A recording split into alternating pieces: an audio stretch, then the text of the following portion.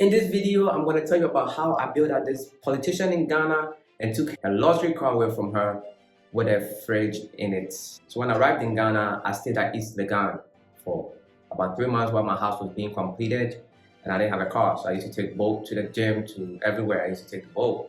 I had to get my license in order in Ghana, so I couldn't drive. I actually have a driver who used to take me to long distances, but if I want to do something quick, I just caught a boat, and that's how I was getting around. But I knew I eventually have to get a car, and the car that I had in mind was RAV4, because in Ghana, Toyota is like what most people drive. Like about 70% of the population drives Toyota, and they have Toyota all around. So to get a parts for Toyota is quite easy. So I knew that I have to settle on Toyota, and I had my eyes set on RAV4. I wanted to get RAV4. So RAV4 was what I wanted. I didn't want to spend too much, right? And the RAV4 was going to cost me about $30,000. That was the price that I was looking for. So a little used, maybe 7,000, 10,000 miles on it, and I was going to buy it for between $25,000 to $30,000. That was my budget. But while I was in East Legon, I was taking a walk to go buy roasted sweet plantains and nuts. I love that, and I came across this beautiful car. It was a Land Cruiser. They had for sale on it with a number on it, and the color of the car and the look, like it was talking to me. I'm like, this car is beautiful. And I was parked in front of a very nice house, and I gave that person a call. So if you remember from my previous video, I said I sold my Infiniti G37X because the import duties were just too crazy. It didn't make sense. They were gonna charge me almost $9,000 for me to take the car out of the harbor when I did the estimate. So I sold it. I came to Ghana without a car. So yeah, so I gave this lady a call and we started talking. Before I gave her a call though, I researched on the car, like how much it's supposed to go for, and the car was a Land Cruiser Prado VXR Plus. And how much she was selling it for, I knew I can, how much she was selling it for was very fair. I didn't know the mileage on the car, so I knew I was waiting for a brand new pricing. The car looked brand new, literally. So I wanted $10,000 off the amount that she was asking for, and we ended up selling on $5,000 less, which was a win for me because that price in itself is less than how much we buy it outside. When you bring that car to Ghana, you're gonna pay like $15,000 in imported duties. So it was a steal for me. However, when the lady first saw me being very young and fit in Ghana, unfortunately, you cannot be young and fit with money.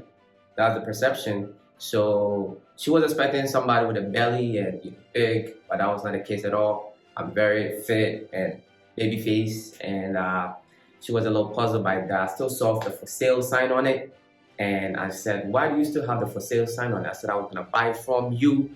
I was gonna bail you out. She bought a car about 3 months ago. The car only has 2,000 miles on it, but she could not make the payment, and the bank wanted the money.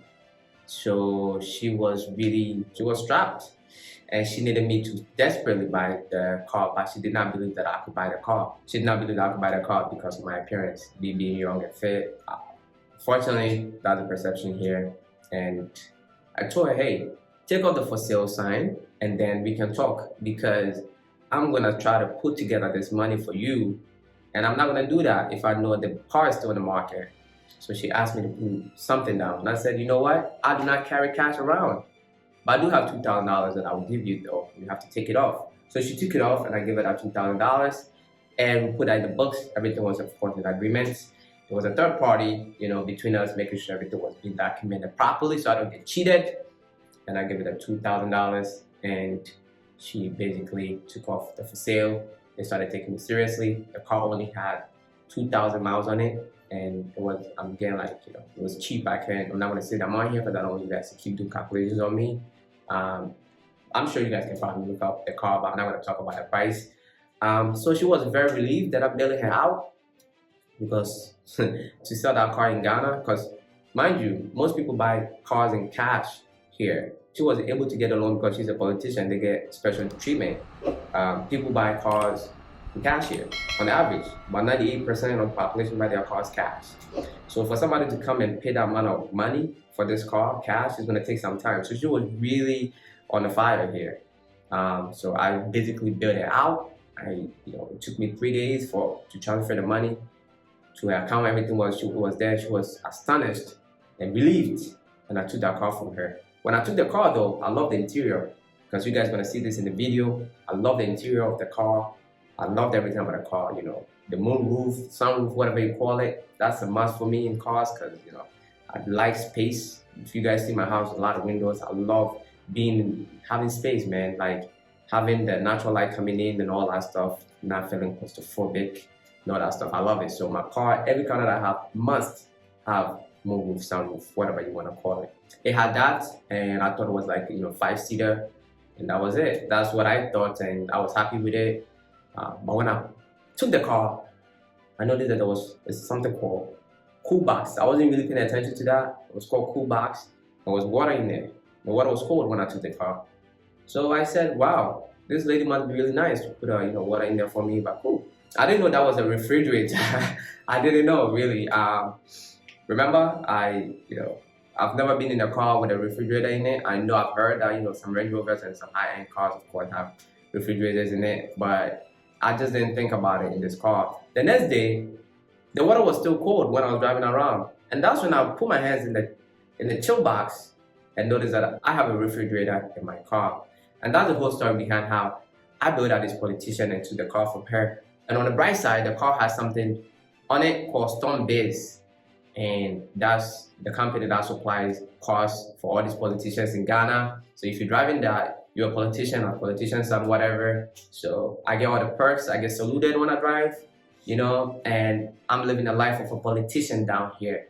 So that's a funny story behind how I built out a politician and bought a car that I didn't plan for. So I ended up spending more than twice the amount that I wanted to buy the RAV4 for. But it was well worth it. With all the treatment that I get, I love it. And I love the interior of the car. It fits me. I'm a gentleman, James Bond kind of guy. And the leather in it fits me well. So that's just a funny story that I just wanted to share with you guys. This is not educational at all, just funny, and I wanted to share that with you guys. So kindly subscribe to the channel if you've not done so already. And until next time, my friends, be legendary. Peace.